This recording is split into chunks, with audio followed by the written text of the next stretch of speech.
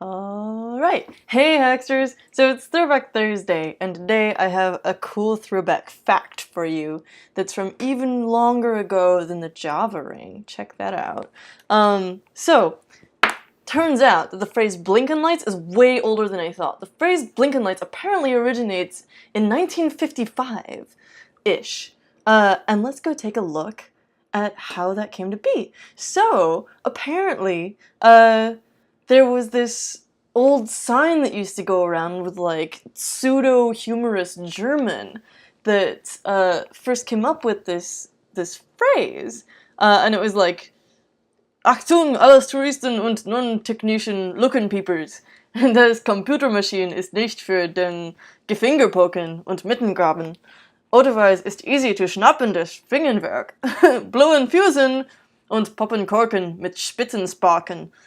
Ist nicht, etc. So it ends with the word Blinkenlichten, Blinkenlights. And apparently, even the word Blinkenlights itself does appear in some versions of this. So apparently it's first surfaced at least as far back as 1955 at IBM, and had already gone international by the early 1960s. So, today I thought that we are long overdue for a tutorial for lighting stuff up with LEDs. Just like a nice comprehensive one with all the, I've done a bunch of workshops and tutorials about this in the past, and I thought I'd try to gather all of the LED strip, light stuff up kind of tutorials in one place. So, if you are scrambling at the last minute before you go out to the playa and you don't want to be a darkwad, which you shouldn't, even if you're in the city or anywhere in the country, everywhere, you should be safe. You should put lights on your bike. You should put lights in your house. You should put lights on your body. You should put, controllable LEDs everywhere. It's fantastic. Be safe, be fabulous. I have a bunch of stuff here, and I'm going to run you through the basic structure of the tutorial along with some of the main points. And then you might notice that this tutorial is currently all text. That's because it takes a long time to write and document this stuff. But I'm going to be updating it with specific videos about different processes here, which is built out from a lot of experience teaching this as a workshop at Noisebridge back in the day, like maybe 4 years ago or so, even 5 years, I don't know. And at that point, it took about 3 to 4 hours to teach, usually about 4 hours. But I was also like running around helping everyone with stuff. So you won't have me, but also you won't have to wait for other people, so it'll probably be about 4 hours still. There are a bunch of links at the top to previous tutorials that I've written, and a couple that other people have written about this stuff, including one tutorial from someone who took my workshop in the early days of Hackster, and went and wrote his own tutorial and put it on Instructables. Why Instructables? Put it on Hackster, and made this little kit for it. Zonker Harris, shout out to you. This is based on the TinyGlow one, which is an ATtiny85 controller with, I think, NeoPixel strips. Yeah, so let's just jump in here. All of these tutorials use an Arduino controller or no controller, could just be power, and one of these two types of LED strips. So to start us off, these are the two types of LED strips that I'm talking about. First up, here are the dumb ones. They come actually with a remote control, so they're not totally dumb. The LED strips themselves have no built-in smarts. They are regular LEDs. They are not individually addressable, so the whole strip is going to be the same color at a time. However, these run like about $15 to $20 for a 5-meter roll on Amazon, depending on the company. And you can get them in waterproof version, which is what I always use. Non-waterproof is fine for your house, but waterproof is what you want to get. It's covered in silicone, it's flexible, it lasts a long time. It lasts really well, and it really stands up to the heat and stuff. It's got this light-duty adhesive backing built into the back. However, you don't want to really rely on that for your actual sticking needs, because that is not going to be dependable enough. For that, you use things like hot glue and zip ties and electrical tape. Don't rely on hot glue in the desert. That should be a no-brainer. these run on about 12 volts, but you can get them to run off of 9. And they can be controlled with these remotes that they usually come with. So here's a nice clean one. And they'll come with a 12 volt, usually 2 amp power supply. And what you do is hook this up. It has an infrared remote control. You hook this up, make sure that your little arrows on the strip and the controller line up. Boop. Ah! And this has been set to the purple color. So, but I have this remote here, and so I can change its color. The thing with the infrared controller is that you have to have line of sight control. But this is really great for if you're trying to find your bike on the playa or somewhere else where it's like really crowded and busy, and you want to be able to find it easily and not mix it up with other people's. You can just turn the lights off from afar and not have to worry about the battery or anything. It also usually does some patterns. So you can do like flashing, which is awful. Oh, that's the jump, I think.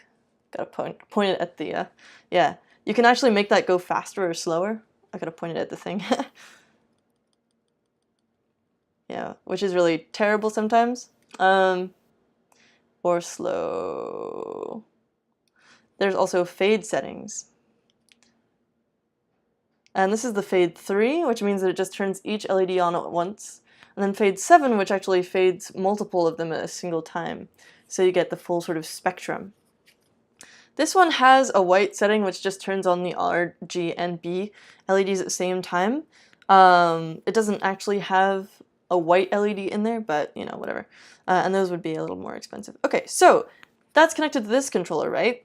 If you have multiple friends who have the same one, then you can actually control each other's bikes and get kind of a cool gang thing going on. It's neat. You can also turn it off. So, the other thing about this is that most of these 12 volt strips will also run off of 9 volts. So I happen to have this super janky old one, which I apparently put on a bike at some point. Yeah, so I can actually do this too. And it has been set to a different setting, so it's on this sort of fade right now. This controller remembers where it was last time we turned it on. And I'm not sure which controller this takes actually. Or, you know, if this controller has any batteries. Let's see, this remote control? Oh, cool, that works too, yay! So I can do the same thing with this controller. Green, blue, fading, whatever. Really nice. And you can control the speed of that too. Whoa! So these are a really nice sort of simple way to control your bike lights. And one cool thing about this is that you can get down to just 2 wires if you get really tired of wiring stuff together.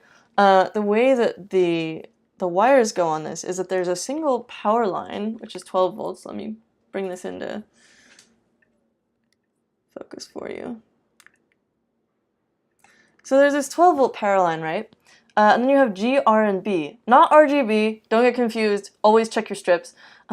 G, R, and B. So, you know, this comes with this controller like this. But you don't have to use that controller.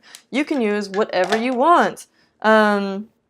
Do I have an example? I have this example, which is sort of weird and janky.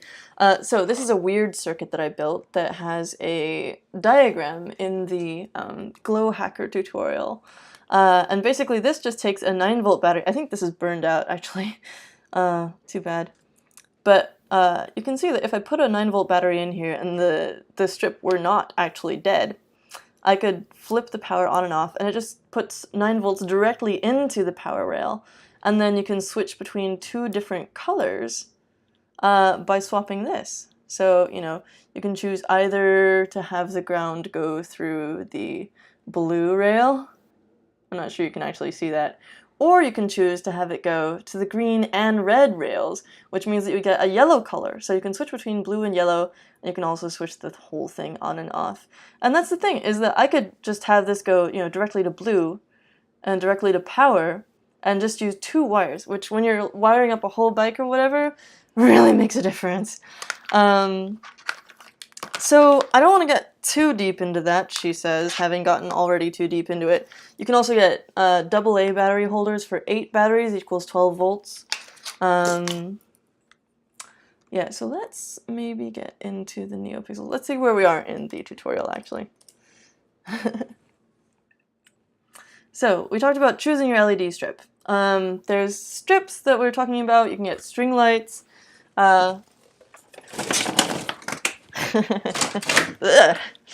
These are also NeoPixels. They're just like in a string, right? They're individually addressable. You can get individual lights, obviously. You can cut up the strip into individual NeoPixels. You can get EL wire. You can get EL tape, which is like a wide, flat EL wire, controlled the same way. Okay, EL panel, which is like just even wider, just sort of a square or whatever. And obviously those rope lights that you see that are like a round tube with LEDs in them. Adafruit also makes dot stars, which are APA 102 lights, and I generally don't work with those because they take, I think they're slightly more expensive, but also they need 2 signal wires, which just is kind of a pain in my mind. But they do have some advantages as well. So I've decided to call these, pardon me, these ones that I just showed you, NALs for non-addressable lights, or non-addressable LEDs.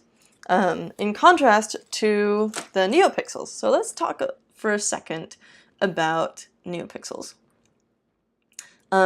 These, zoom in again, or focus in. These have 3 wires, data, power, and ground. And if you buy off-brand ones that are not from Adafruit, then make sure that your, which order your contacts are in. These don't come in a silicone covered form. They come in a form that is in a tube, a sleeve, and that, you know, it works for sure, and you can heat shrink the end of it and stuff like they've done here. Or this isn't heat shrink, but it's like hot glue and stuff. However, it is harder to attach to stuff. So I've got, you know, different directions for attaching the other ones. Normally I'll stick it in place with the attached adhesive and put hot glue around the sides and stuff, and maybe zip tie if I need reinforcement for the heat. But these you can only really use like zip ties or electrical tape or whatever to attach it to your bike. Hot glue is not going to attach to this stuff, which is, you know, kind of a bonus in some ways. The cool thing about these is that you can power them separately from the controller as well. Here's, if you just want to use your controller, you've got your power, data, and ground lines. But you can also do separate power and ground lines from a different power source, which is nice if you're like running off of a 5-volt controller and you have 12-volt, well, no, this is a 5-volt strip of lights, but if you have like a different logic level coming from your controller and stuff, yeah. So these come in either a white or a black finish on a flexible PCB. So that's kind of cool. It means that you can match your own aesthetic. More about the NeoPixels. The thing about these is that you have to use a smart controller with them. So whereas you can replace the controller in these guys and put sort of whatever you want, or you can just like wire directly to them like I showed earlier, you do have to have a controller with NeoPixels. Like if you just apply power and ground, it'll just sit there doing nothing. But they're individually addressable, so you can do all kinds of cool animations and stuff. And there's tons of examples of that in the tutorials that I posted at the top of this. For example, Glow Hacker and Tiny Glow. Most of these, in fact. Yeah. And basically, these are all tutorials doing very similar things, like an animation on an LED strip, but you know, it could be an LED ring, or they could be on different controllers like the DigiSpark and stuff. Let me show you some of these controllers I've got here. All of these are addressed in tutorials. This one is in the modulo and if statements one. So it tells you how to make switchable modes of lights. So if I plug this in, NeoPixels run on 5 volts and so does the DigiSpark. This is an AT Tiny controller on a little sort of holder board that does some power regulation. But I've got some notes on each of these things just because they have their own little vagaries, right? In the case of this one, you can't run too many LEDs off of it because it gets too hot. But, you know, so there's you know, a white mode, and then like a warm light mode. This is really bright. And then like a sort of dimmer white mode, and then an even dimmer warm white mode. And then you just go back again to the stop. And that's basically a tutorial for writing some kinds of animations with Arduino. And that's on NeoPixels. For NeoPixels, yeah, you can power them off of 5 volts. That means, you know, one of these battery things, which also has a flashlight in it. That's pretty cool. You can also get just huge power banks with like 2.4 amps of a supply. I go over different places you can mount these.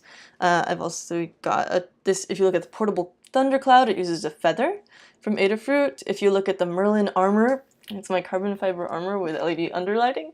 It uses a Teensy controller. If you look at the Glow Hacker one, it actually uses the discontinued light blue bean, which is one of my favorite controllers ever, sigh.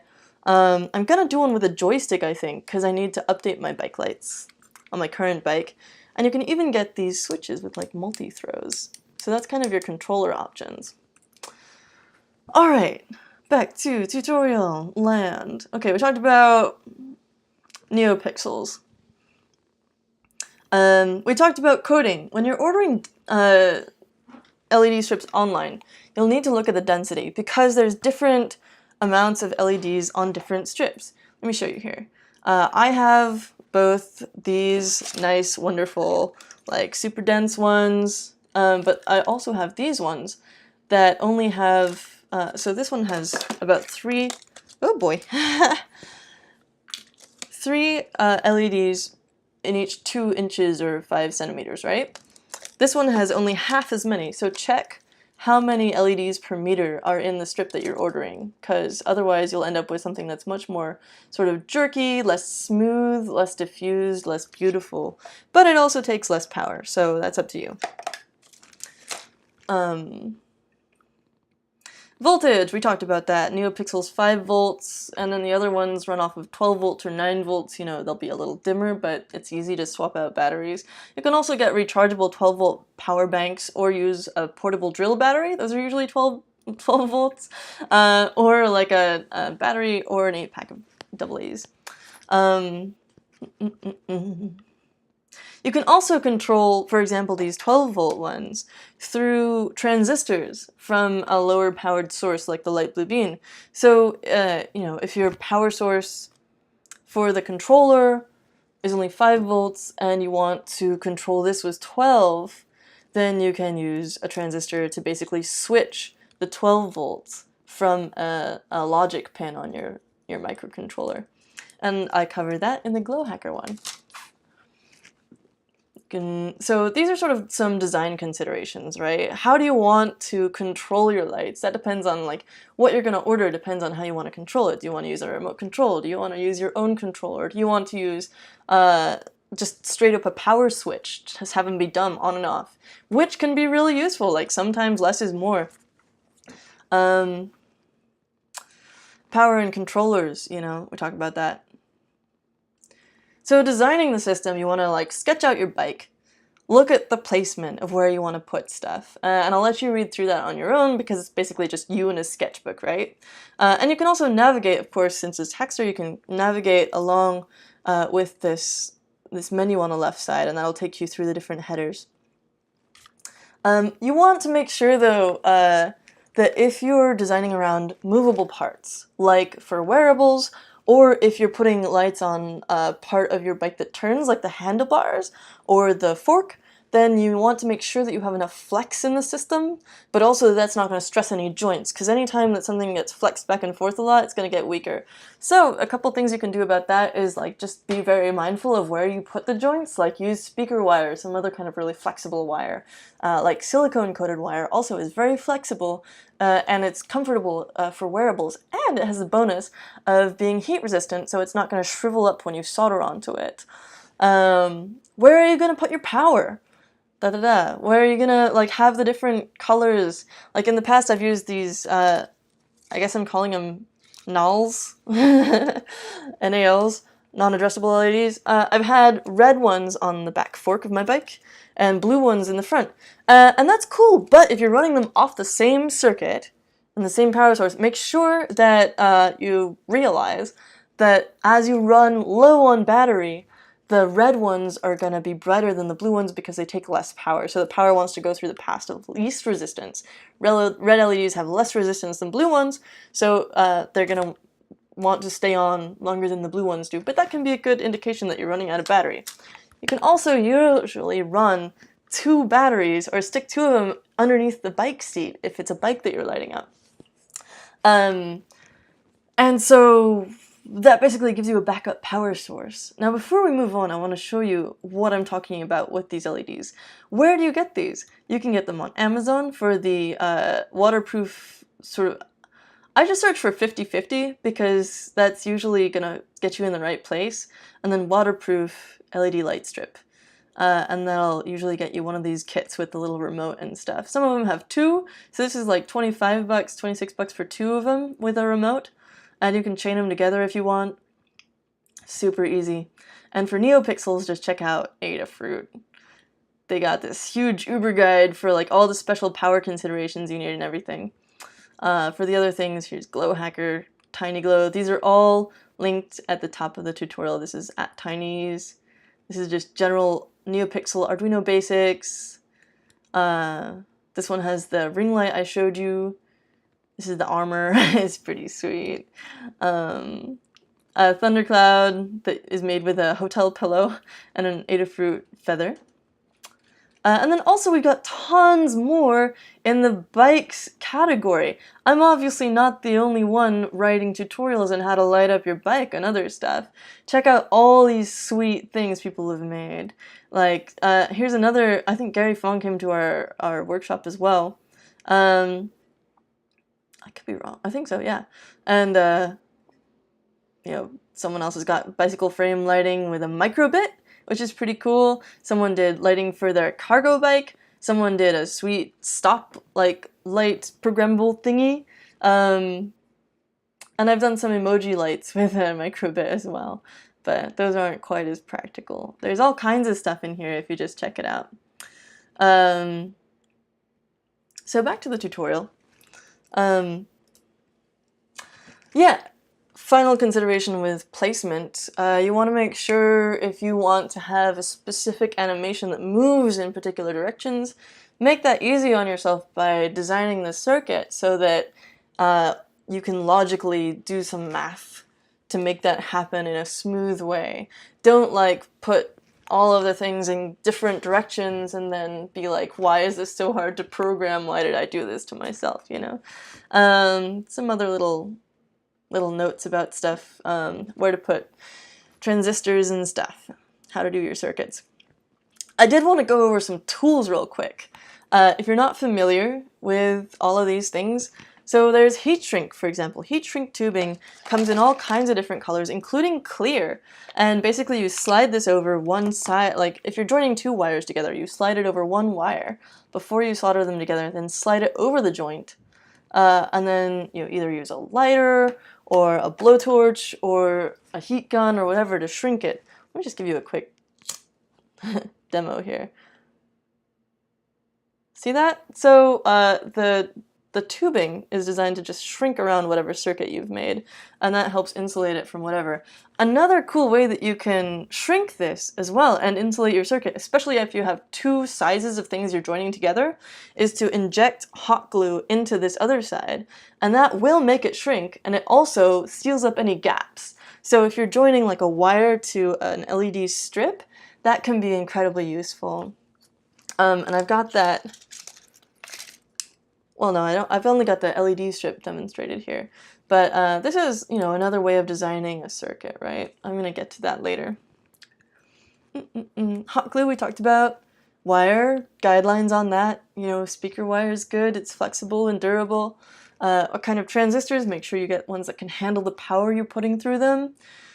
Switches, you know, power switches, mode buttons, joysticks. You know, there's all these options that you have. And then soldering irons. Oh, this is one of my favorites. We all know I like butane. So first up, this is actually a battery-powered soldering iron. It's from Hakko, I think. Yeah, FX901. and it runs on AA batteries. You just stick them in there. It takes 4 AA's, and this is really good for traveling. If you are out in the field somewhere, or if you're going on an airplane, you want something that you'll be able to, like, even if you're just putting the stuff on the bike to start with. Like, I like to solder directly on, the frame of the bike, not to the bike, but on the bike, because that way I know that my tolerances are correct. Everything is, gonna fit. It's gonna be nice. I'm not gonna, like, end up with something miserable, and I can thread it through the bike frame as I go, which is way easier than trying to do it after the fact. So I have this thing, which I can take to other countries. I have also definitely burned out a soldering iron by plugging it in Europe, where it was not the right voltage at all, and that led to disaster. So, that was a very bad night. But yeah, avoid that. Get something you can take on a plane, you can take it to the playa, you can take it wherever, use it in the middle of the desert. It makes your life easy. But even better is this. This is the Dremel soldering iron and also wood burning kit.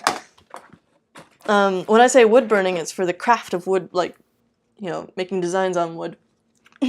Obviously not for, like, not a wood burning soldering iron, though I'd love to see that. This has a cool little lock in it. So it comes with all these, like, little design thingies, right? And a little sponge that you can wet and put in this thing, and some solder and some little wrenches and stuff. The way this works is that you can lock it off, for one thing, but you lock it on. But you've got your sort of heat control here. You push this thing up so that the lever moves, because you can't push it down like that, right? You push this up so that it moves, and then you do that. You sometimes have to click it a couple times. Okay, now that it's made that little noise, I can see that it's glowing yellow. I've pushed the little lock over so that it stays on, and that's just going to be hot. And then once I push the lock over, it stops. That is really nice. You can sort of set it like that so that it is off of your work surface. Be careful of that one, it will stay hot for quite a while. It does come with a cap, but I've actually never been able to get the cap onto the thing, which is kind of weird. It seems to sort of get stuck here around that collar. I'm not sure what the deal is, but good one. That one's from Dremel. And so those are some good soldering iron options. There's also a really great USB powered one called the TS100, which I don't have. It's very pretty. It's like 70 bucks, and I should just buy the bullet and get one. There's other cheaper USB ones, and both of those have little controls. So there's a cheap USB one that has a little touch button. If you're not touching the button, then it times out after like 15 seconds and turns itself off. The TS100 USB one also has a little timeout, which I think is motion controlled. Let's take a look on Amazon, and I can show you that. TS100 soldering iron. It's so pretty too. Oh, look at this thing. It comes with 2 different tips if you get the gold one. Yeah, it's 80 bucks. So pretty. That's the one with 2 tips though. If you get the other one, you can get it for cheaper, and it just comes with 1 of the tips. Heats up really fast, and again, turns itself off. So I've got a few extra notes on, how to cut wires and solder them together, how to cut your LED strips. With these silicone covered ones, there's a little trick to getting the contacts here are covered, of course, with silicone. And with all of the LED strips, you cut them only at these specific intervals where the contacts are joined together. And so you just cut down straight the middle there. These ones are easy. They have a little scissors icon for that. And then you end up, with 1/2 over here. The NeoPixels, you can cut straight down the middle of any of these sets of contacts, but make sure you leave the same amount on each side so you can use both sides. For stripping these, what I've found is easiest is you take your side cutters and you go here and you actually peel these apart just with your fingernails. Believe it or not, this is the easiest way to do it that I've found. And you don't really run a risk of pulling the pads off of the LED strip. The biggest hazard in this is that you're going to over solder apply too much heat or yank on something, and the pads will just come right off of here. So be careful not to do that. So once I've got this peeled back, I can just cut it off a few millimeters down, and then there we go. I can solder to that.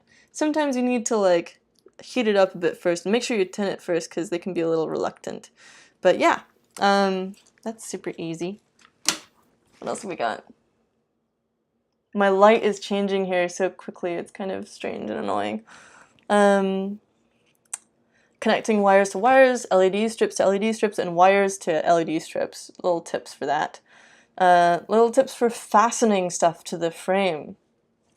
And I want to show you what happens when you have different types of frame fastening. So first up, let's look at this video because it's fun. This is an actual bike that I took to the actual desert last year and rode around on, and it totally worked. And it was not the most glamorous thing in the world, but you can see that it's got all this, you know, dust and gunk on it, and it's still great. So the hot glue did not attach to that silicone tubing at all, but it was still useful for installation. Even when it's kind of tacky in the heat, it still insulates stuff and it's still valuable. So you can see that it's been through hell, but it still works. I mean, you can't see that it still works, but I promise you it does. And then also,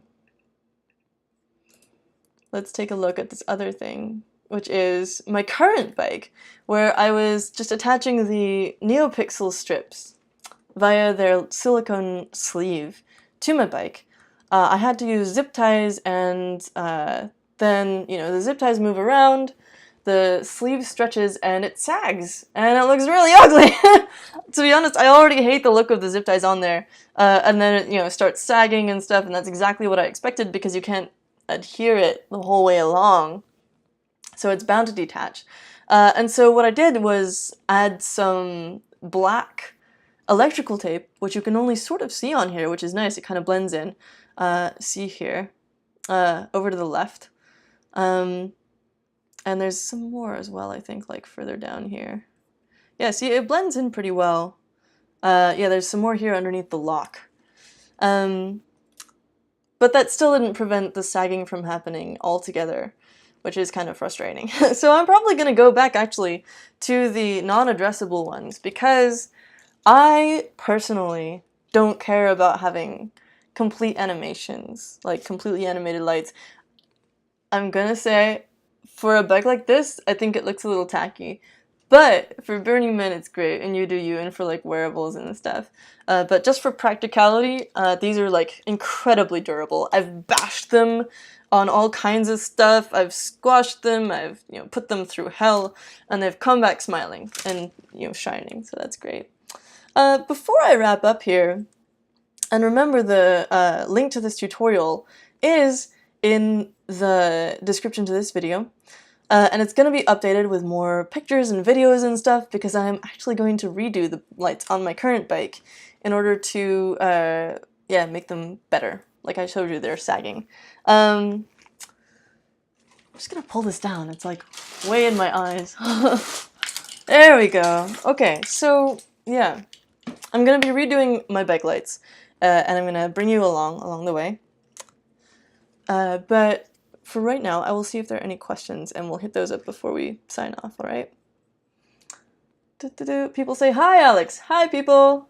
How many amps? So it depends on how many LEDs you put on your bike, right? If you put more LEDs on in series, it's gonna take, or well no, or in parallel, either way, it's gonna take more amps. So generally it won't go over 2 amps, but that depends on what you do. I put a note at the top of this tutorial that says if you're doing anything really ridiculous, like a huge, you know, let's look at this tree of Tenere thing because it's amazing.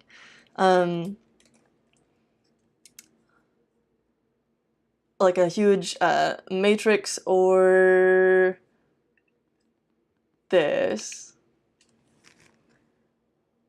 Come on, load for me.